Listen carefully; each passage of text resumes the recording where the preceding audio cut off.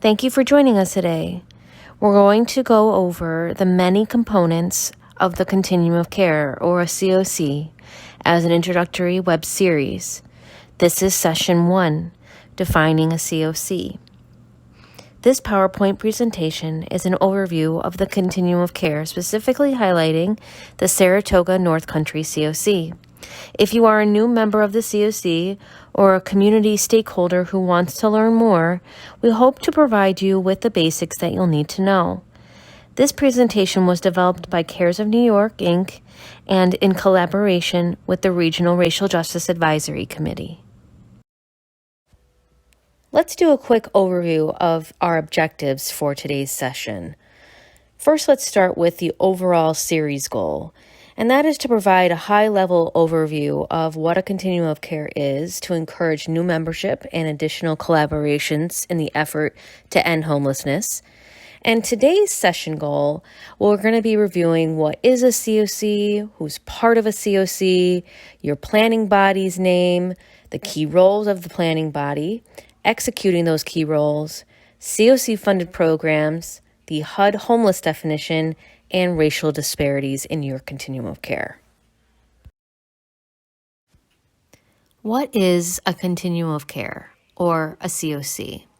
Well, the acronym refers to both a federal funding stream through HUD, Housing and Urban Development, and it refers to a planning body. The CoC program funding is dedicated funds for homeless housing and services. And we'll get into the details of the CoC funding categories later in this presentation. And then there's the CoC planning body, which is made up of members, board leaders, and committees.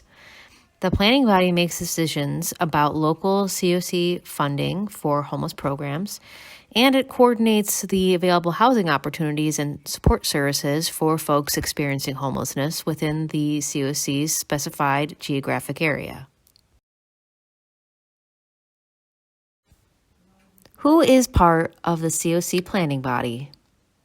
Well, ideally, CoC membership should include community advocates, local faith-based community members, local and/or state government officials, emergency response and healthcare providers, emergency housing providers and nonprofits, and most importantly, people with lived experience.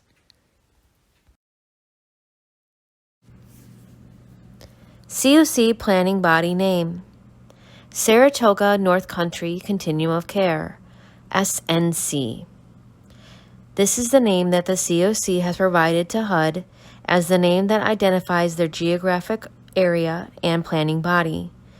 The geographic area for SNC covers 4 counties: Saratoga, Warren, Washington, and Hamilton counties. Saratoga Housing Alliance is one subsidiary of SNC, and the Warren, Washington, Hamilton Housing Alliance is another subsidiary. Both of these housing alliance groups meet monthly, and the full SNC membership meets twice a year. SNC and CoC are acronyms that refer to the same thing, the planning body, and are often used interchangeably. During CoC meetings, acronyms are utilized quite frequently. This information will prepare you for the various acronyms you will hear and utilize as a member of the CoC. Key roles of a CoC: to prevent and end homelessness, oversee the Homeless Management Information System, HMIS, and oversee the Coordinated Entry System. As you conduct these roles, you'll ensure that the homeless response system is racially equitable. And how will you do that? You'll do that by reviewing your coordinated entry, intake forms, and training modules. You'll review program data by race. You'll review scoring, priorities, and wait times for your coordinated entry programs. Now we'll explain how the CoC executes its key roles. First, how does it execute the key role of preventing and ending homelessness? It reviews and plans with the HMIS and CE data to ensure it has an efficient and equitable system. Next, it develops standards to operate CoC-funded programs and develops an action plan to prevent and end homelessness. And last, it ensures the submission of its annual CoC program funding application to HUD. Next, we'll review how the CoC executes its other key roles of overseeing HMIS and CE. First, you establish a Memorandum of Understanding, or an MOU, between an agency that provides service, e.g. the lead agency, and the CoC. You develop a committee of the CoC to work with that lead agency. And lastly, the CoC should be monitoring the work of that lead agency. CoC-funded programs.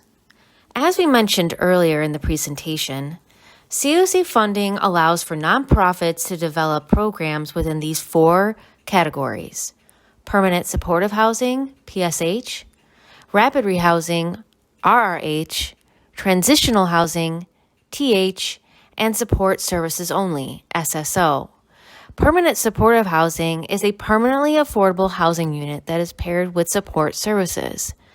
These units are dedicated to persons with physical or mental disabilities who are experiencing homelessness. To get access to these units, a household must complete a coordinated entry intake with a local human service provider. PSH projects can either be site-based, which refers to the homeless service provider owning and operating a building that's dedicated to persons who were previously homeless, or it's tenant-based, which means that the household experiencing homelessness could receive a rental voucher that goes towards a portion of their rent at an apartment of their choosing and is operated by a private landlord. Rapid rehousing is a program that provides relocation services and rental assistance through a voucher, all in an effort to rapidly transition people out of shelter and into potentially permanent housing. The program assists folks in their housing search process and helps them secure a unit with security deposit assistance and coordinating with the landlord. An important thing to note here is that when you are in the rapid rehousing program, you retain your homeless status, which is important because this means your household is able to remain on the coordinated entry list, and if a PSH unit becomes available, you can still be considered for the opening. Rapid rehousing and transitional housing, which we'll get into next, are intended to be short-term to medium-term solutions to literal homelessness. They can lead to other permanent housing opportunities other than PSH, but ideally they're going to be able to transition into the best housing option for their household. Transitional housing are physical units for folks experiencing homelessness to stay while they gain long-term housing stability through the support services offered there. Again, within this program, the household retains its homeless status and stays on the coordinated entry list so that they can still be considered for a PSH opening. Lastly, support services only, or SSO, refers to when case managers conduct outreach to sheltered and unsheltered persons experiencing homelessness, meaning that they could be in a shelter or on the street or in their car, for example. And the case manager is working to link those households with housing opportunities or other necessary services and provide ongoing support to help them retain housing stability. HUD Homeless Definition. HUD has defined homelessness within 4 categories: literally homeless, imminent risk of homelessness, homeless under other federal statutes, and fleeing or attempting to flee domestic violence. For clarity, the literally homeless status refers to someone living in a place not meant for human habitation, like the street or an encampment or their car, or someone who's living in a privately or publicly operated shelter. Saratoga North Country homeless population. This slide is showing you a graph depicting 3 years of admissions data from our HMIS. And as you can see, from 2018 to 2020, the orange bar to the blue bar, you can see that the admissions trended up slightly year after year. This is intended to give you a snapshot of the amount of folks experiencing homelessness who are coming into your homeless response system. This data should be analyzed regularly so that we can have a critical review of our system and to identify potential contributors as to why admissions might trend up or down from year to year. The overrepresentation of Black and Brown, Indigenous, and people of color, BIPOC, in our homeless response system. The graph on this slide is depicting data from our homeless system and from the census. This data comparison provides insight into the races that are represented in your general community versus those showing up in your homeless programs. As you can see, the red bar represents the homeless population in SNC CoC area, and the yellow bar represents the general population for SNC. Looking at the top 3 data points on the graph, white, non-Latino people make up 91% of the general population and 78% of those experiencing homelessness, whereas Black or African American people make up only 2% of the general population, but they make up 13% of those experiencing homelessness in the Saratoga North Country region.